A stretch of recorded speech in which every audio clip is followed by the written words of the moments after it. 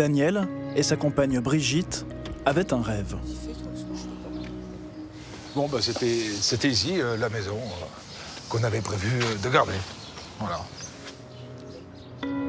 Une maison de 120 mètres carrés, avec jardin, dans un paisible quartier pavillonnaire d'Étampes, achetée 237 000 € en 2010, à crédit sur 30 ans. Quand on voit la suite, on se dit que tout compte fait, c'est pas un rêve qu'il faut avoir. Pourquoi vous dites ça? Bah parce que se foutre dans la merde pendant des années juste pour un truc qu'on avait envie.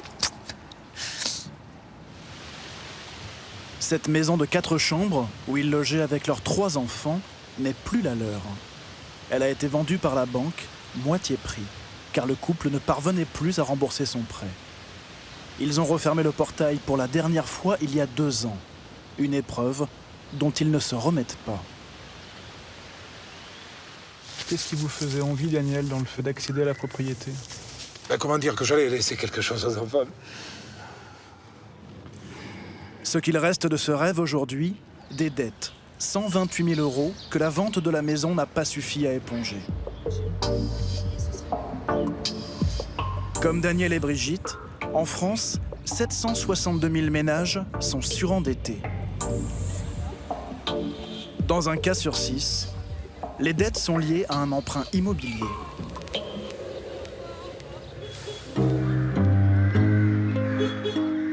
C'est désormais dans une maison de location que vivent Brigitte et Daniel. 700 € de loyer mensuel. Ils ont dû renoncer à 2 chambres. Aujourd'hui, leurs aînés ont quitté le domicile, mais pendant 1 an, il a fallu se serrer pour loger tout le monde. Ils avaient là une petite pièce. C'est un peu le bazar, là. Ah non, là c'est moi le bazar, j'ai fait du rangement. Ah oui, effectivement. Ce cabanon où s'entassent aujourd'hui les affaires de leur ancienne maison a abrité leur fils aîné de 22 ans et sa compagne. Ils avaient juste la place de mettre leur lit et leur table de nuit. C'est compliqué d'être obligé de mettre son gosse dans un cagibi. Je suis désolée.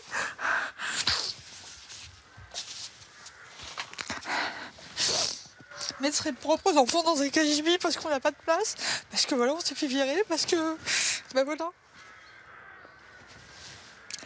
Enfin, mon fils n'était pas dehors, c'était le principal.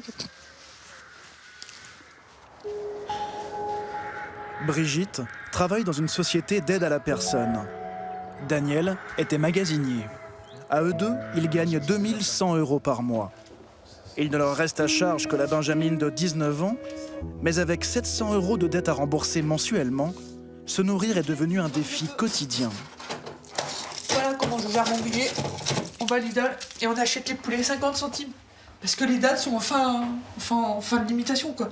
Donc on achète comme ça et on congèle.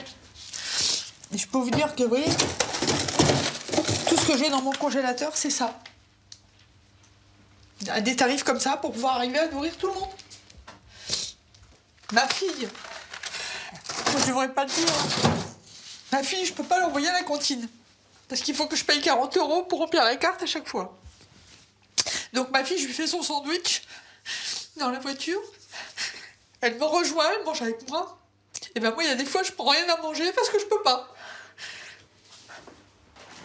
C'est en 2010, alors qu'ils vivent en HLM, que débute leur cauchemar. Dans leur boîte aux lettres, cette année-là, plusieurs offres alléchantes. Recherchons locataire désirant devenir propriétaire d'une maison neuve pour le prix d'un loyer. C'est les papiers que les commerciaux déposent donc dans les boîtes aux lettres de tous les gens en HLM.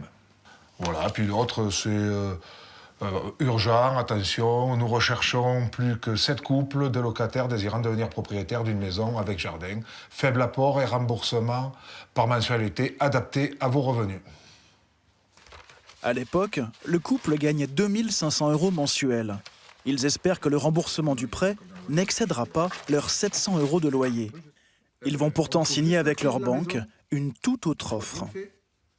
Le truc qu'il y a, c'est que moi, je partais, comme avec madame, le prix d'un loyer. Tout compte fait, c'est pas le prix d'un loyer. Il y a tel prêt de ci, tel petit prêt là. Tout compte fait, ça fait 1 070 € quand vous additionnez tous les prélèvements qu'ils me prenaient sur mon compte bancaire. Et pourquoi vous avez signé alors? Au départ, on est content, on va avoir une petite maison, on serre un petit peu, on dit, comme tout le monde, Ben, tant pis si on ne fait pas de sortie au départ, et on va être content. On va s'ébrouiller. Vous pensez avoir fait une erreur? Vous pensez ne pas avoir été assez regardant à ce moment-là? Sur le document qui vous fait signer? Je dirais peut-être, oui, pas assez regardant, pas assez informé. Ça, c'est le problème, parce qu'on n'y croyait pas déjà de pouvoir obtenir quelque chose d'une maison. Mais ce que je comprends pas, c'est comment ils ont accordé un crédit en sachant ce qu'on gagnait, quoi. Voilà. Je sais que tu l'as calculé. Ils vont donc se serrer la ceinture et même contracter des prêts à la consommation pour boucler leur fin de mois. La spirale. Au bout de 4 ans, les huissiers sont aux portes. Leur maison est vendue aux enchères publiques à un prix insuffisant pour couvrir les dettes. Après avoir tenté de négocier avec leur banque, ils se tournent vers le seul organisme habilité à échelonner, voire effacer les dettes des particuliers. La Banque de France. Ils obtiennent un plan de désendettement. 700 € de remboursement mensuel sur 8 ans. Impossible à tenir selon eux. D'autant que Daniel a depuis perdu son emploi. Au tribunal d'instance, ils ont rendez-vous ce jour-là avec le juge du surendettement, qui peut réexaminer les décisions de la Banque de France. Nous ne serons pas autorisés à filmer l'audience, mais un mois plus tard, à l'issue du délibéré, Élise Hureau, en charge de leur dossier, accepte de nous expliquer sa décision. Il y a eu des changements depuis le dépôt du dossier de surendettement et les 700 n'étaient plus tenables. Ils étaient calculés, je pense, sur ce que percevait monsieur quand il travaillait. Moi, j'arrive à 252 € de mensualité de remboursement. En France, l'échelonnement des dettes se fait sur une durée maximale de 8 ans. À raison de 252 € par mois, Brigitte et Daniel ne pourront donc pas rembourser la totalité de leurs dettes. Il restera dû en totalité, et donc ils seront effacés, la somme de 127 319,11 €. Donc ça, c'est de l'argent que les créanciers ne reverront jamais. Absolument. Mais en face, il y a quand même des gens qui perdent de l'argent suite à votre décision. Des gens. Il y a des organismes de crédit qui sont quand même extrêmement puissants financièrement et qui, a priori, pour le moment, réussissent à s'en sortir avec ces procédures de surendettement et ces effacements partiels ou totaux de certaines dettes.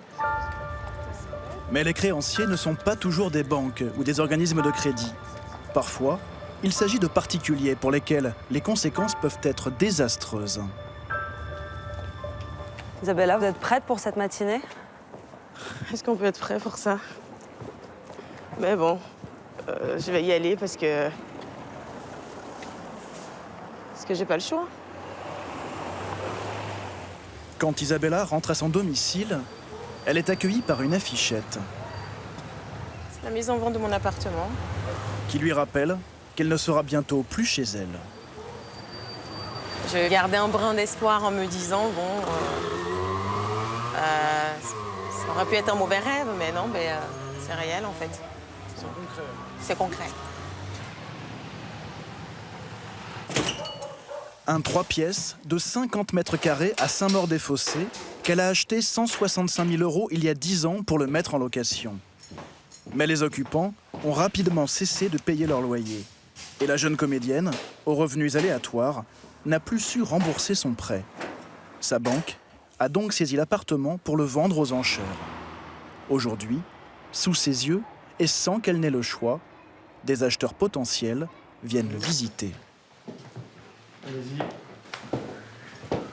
Pendant 1 heure, sous le contrôle d'un huissier de justice, tous ceux qui ont vu passer l'annonce peuvent se présenter.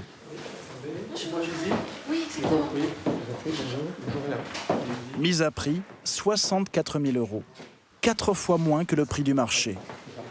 De quoi attirer des marchands de biens expérimentés ou des particuliers flairant la bonne affaire. Donc moi, j'ai jamais assisté à une vente aux enchères, jamais. J'aimerais savoir comment ça se passe, qu'est-ce qu'il faut. Tribunal de Créteil la semaine prochaine, Oui. à l'audience à 9h30, si vous prenez un avocat Pour voilà. enchérir. Ok.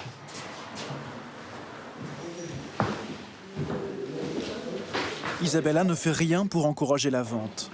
En menaçant de ne pas quitter les lieux, elle essaie même de dissuader les potentiels acheteurs, quitte à exagérer la situation.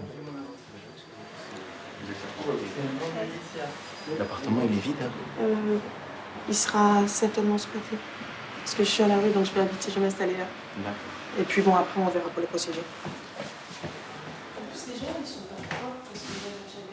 Moi, quand j'ai acheté ici, c'était en ruine. J'ai tout retapé. Et finalement, bon, ben, le manque de bol a fait que. Hein. Bien, alors pour votre information, il y a eu 27 visiteurs. 27 personnes, c'est beaucoup. C'est envahissant? Oui, je me sentais un petit peu...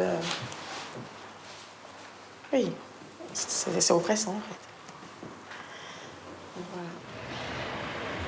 La vente aux enchères est programmée une semaine plus tard. Pour Isabella, tout avait bien commencé. Au début de sa vie professionnelle, elle travaille dans la communication et gagne 4 000 € par mois. Elle place toutes ses économies dans l'achat de 2 appartements. Ce 2 pièces à 135 000 € qu'elle habite alors. La cuisine. Et le 3 pièces qui vient d'être saisi par la banque. Voilà, la salle de bain. Mais pendant 4 ans, les locataires ne lui versent pas tous les loyers. Incapable de payer son emprunt, elle met alors l'appartement qu'elle habitait en location et se fait héberger par des amis. Là encore, elle tombe sur des locataires indélicats. Après de longues procédures d'expulsion, les locataires finissent par partir, mais elle n'encaissera jamais les loyers impayés. Eux-mêmes surendettés, ils ont obtenu l'effacement de leurs arriérés auprès de la Banque de France. Avec les potes. Un beau jour, vous recevez un courrier en disant bah, tel locataire vous doit 20 000 € ou 30 000 €, ben, sa dette est effacée. Et là, c'est quand même 30 000 € qui tombent à l'eau. Si ces locataires ne lui doivent plus rien, Isabella, elle, cumule 40 000 € de retard de remboursement de prêt.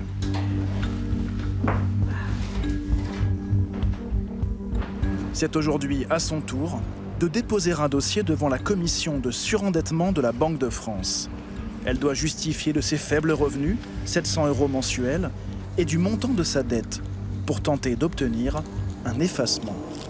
Dossier de surendettement, le courrier pour justifier, pour motiver ma demande, un document du Pôle emploi. J'aimerais bien que mon dossier soit validé, soit accepté. Et s'il est validé, ben, ça nous laisse 2 ans pour pouvoir vendre l'appartement et rembourser mes créanciers. Le vendre vous-même? Voilà, le vendre moi-même. Sinon, ben, c'est la banque qui vend et qui récupère les sous. Et du coup, j'aurais tout perdu. En 2018, 150 000 dossiers ont été examinés par la Banque de France. Merci. 90% de ces recours ont donné lieu à un plan d'aménagement des dettes. Mais la commission du surendettement ne se réunit que tous les 2 mois. Et l'appartement d'Isabella doit être vendu dans les jours qui viennent. Alors, Ben, j'ai déposé. Hein. Optimiste? Ben, j'espère. On va croiser les doigts. Je me dis, s'ils ont accepté quand même de récupérer le dossier, malgré le délai de 2 semaines, c'est qu'il y a bon espoir. Un faux espoir en réalité. Avant que la Banque de France n'ait eu le temps d'étudier son dossier, l'appartement d'Isabella a été vendu. Il lui reste 100 000 € de dette, dont le remboursement a été échelonné sur 8 ans.